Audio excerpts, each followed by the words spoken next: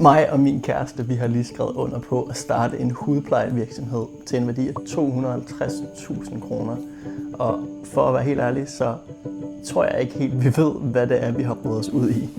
Derfor har vi valgt at prøve at dokumentere hele rejsen, så du kan følge med i, om vi rent faktisk får succes med at starte en eller anden form for hudplejebrand, der får en lille smule succes, eller om vi bare har smidt 250.000 kroner direkte ud af vinduet. Uanset hvad, så er jeg ret sikker på, at vi, og forhåbentlig også du, kommer til at lære virkelig meget omkring det at starte en virksomhed.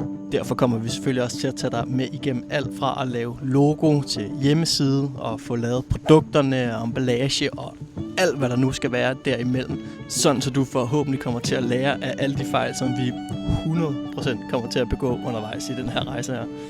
Så hvis du synes, det lyder spændende, og du ikke har lyst til at misse en eneste episode, så sørg lige for at klikke follow eller subscribe, alt efter hvor du lige ser det her henne, og så ses vi bare i episode 2 lige om lidt.